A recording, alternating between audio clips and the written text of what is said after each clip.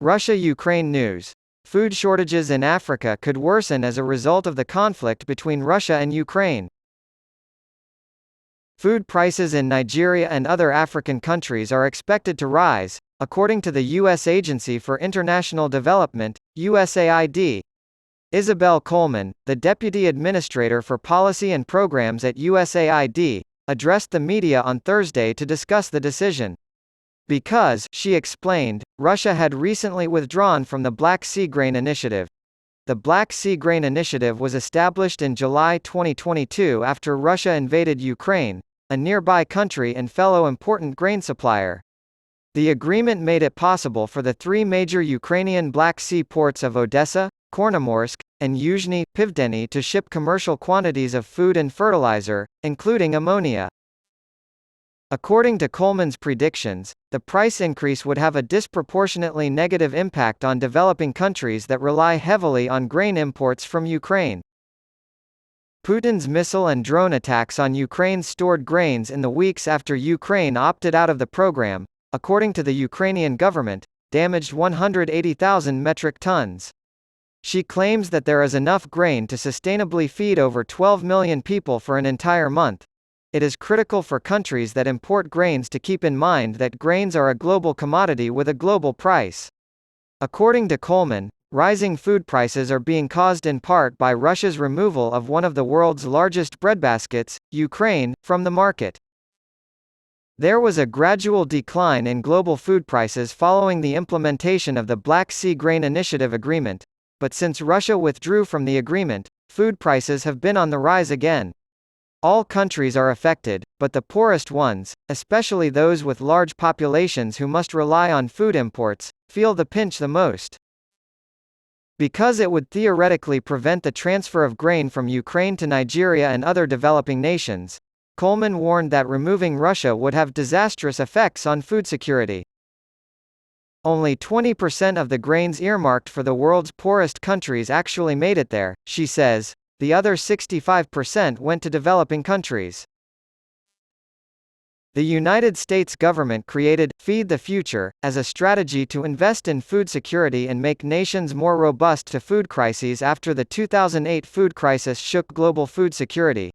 In addition, today we invest in more than 40 countries across Africa, Asia, Latin America, the Caribbean, really around the world, and we have 20 target countries that have very high levels of poverty and hunger, and also a strong potential for agriculture to drive economic growth and transform food systems, she said.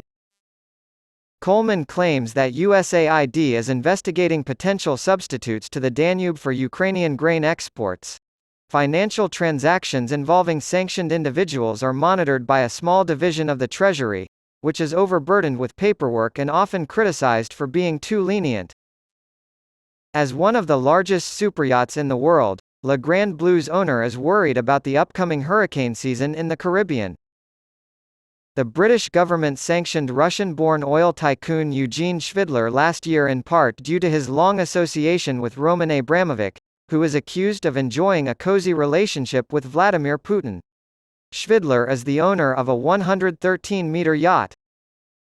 Schvidler spent nearly £80 million to acquire the yacht Le Grand Blue from Abramovich, the previous owner of Chelsea FC.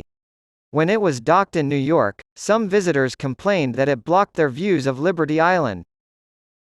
The industrial shipyard in Ponce, Puerto Rico is a stark contrast to the ship's twin helipads and gleaming white curves. At a hearing in London's High Court last month, Schvidler petitioned to have the sanctions against him declared unlawful, alleging oppressive treatment and significant errors in the government's decision-making. Expect a decision soon. In his testimony, Schvidler elaborated on the threats facing the yacht. Representation claims that 47 crew members, including 10 British nationals, were let go because they could not be paid without breaking sanctions. The remaining skeleton crew is waiting for payment and lacks the supplies necessary to leave port in the event of a hurricane because all of Schvidler's vast wealth has been frozen. He is rumored to be worth around £1.3 billion. While the dispute between Schvidler and the UK government may seem incongruous in light of the plight of the Ukrainian people, It actually sheds light on the mysterious process of sanctions enforcement. Even simple tasks like grocery shopping, let alone maintaining a superyacht, require permission from the Treasury's obscure Office of Financial Sanctions Implementation, OFSI. Coverage ranges from Iranian and North Korean nuclear programs to Libyan militias. OFSI employees have become desk-bound combatants in Europe's largest land conflict since World War II, since Putin's tanks invaded Ukraine, and they are responsible for enforcing sanctions against 1,600 people as part of international efforts to heap pressure on the Kremlin.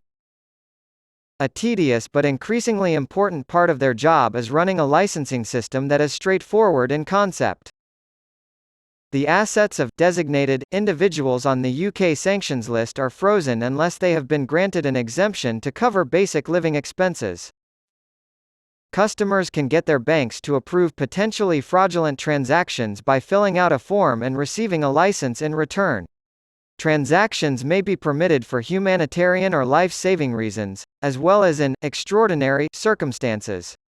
The exception that allows Schvidler to keep his boat afloat is one such case. In addition, the OFSI may issue blanket licenses that provide access to unrestricted funding for things like legal fees and the completion of existing contracts. In recent months, it has come under fire from both activists and lawyers representing sanctioned oligarchs. It has been argued that the OFSI provides too much discretion to those who have been blacklisted, allowing them to use their frozen assets for illegal activities. But lawyers say that some of their sanctioned clients are going through unfair and intolerable hardship because they can't afford even the most basic living expenses.